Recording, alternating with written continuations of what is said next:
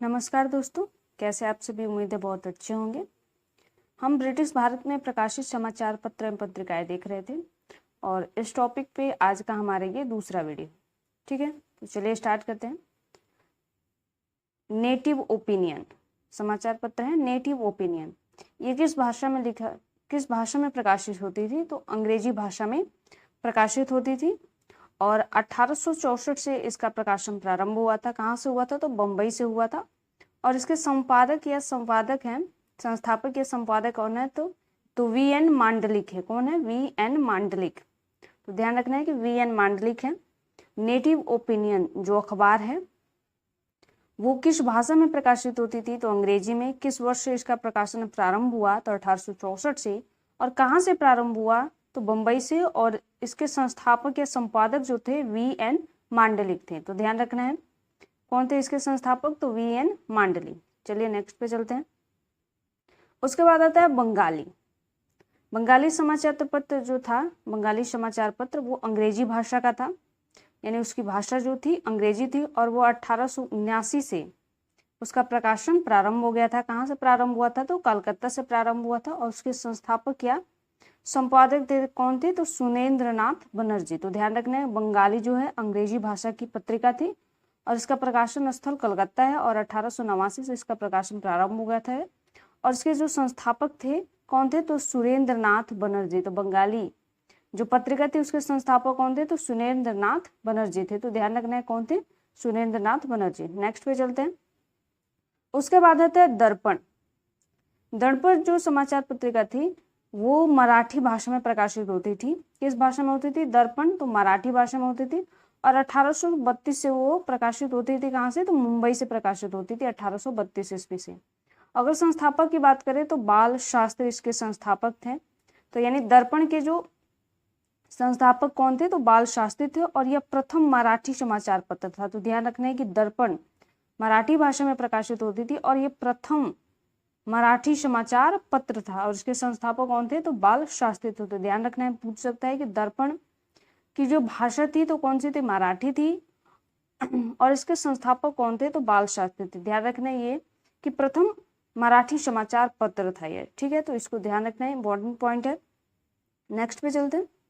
उसके बाद आता है कॉमनवेल्थ भी अंग्रेजी में प्रकाशित होती थी और 1914 ईस्वी से इसका प्रकाशन प्रारंभ हो गया था। कहाँ से हुआ था ये पता नहीं है।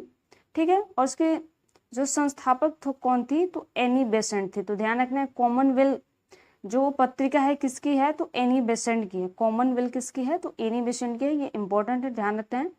और ये अंग्रेजी में प्रकाशन होता था और 1914 ईस्वी से इसका प्रकाशन प्रारंभ हो गया था। तो ध्यान रखना है कॉमनवेल्थ पूछ सकता है कि किसका है? कॉमनवेल्थ तो एनी बेसेंट का है। ठीक है, तो ध्यान रखना है, ये इंपॉर्टेंट है। उसके बाद आता है कवि वचन सुधा। ये हिंदी भाषा में है। तो कवि वचन आपको ऐसे ही पता चल जाएगा कि भाषा इसकी क्या है, तो हिंदी है। और 1867 से ये इसका प्रकाशन प्रारंभ हो गया था। कहाँ से? यूपी से।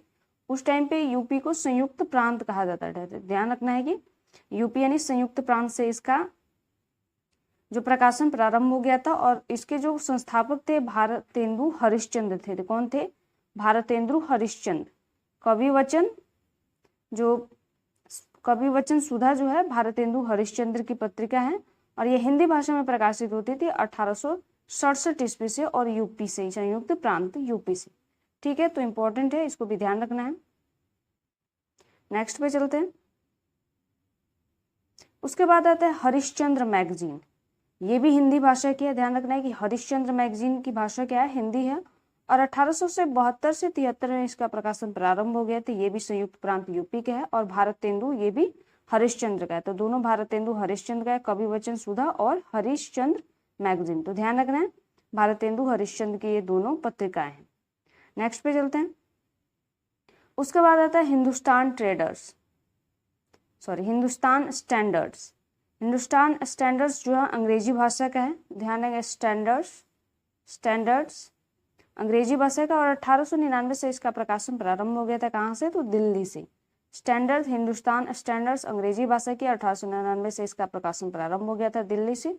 और इसके संस्थापक कौन थे? तो सच्चिदानंद सिन्हा थे। कौन थे? तो सच्चिदानंद सिन्हा थे। ध्यान रखना है हिंदुस्तान स्टैंडर्ड्स के जो संस्थापक कौन थे या संपादक कौन थे? तो सचिनानंद सिन्हा थे और इसकी भाषा अंग्रेजी थी और ये दिल्ली से प्रकाशन होता था 1899 से। इसको ध्यान रखना है।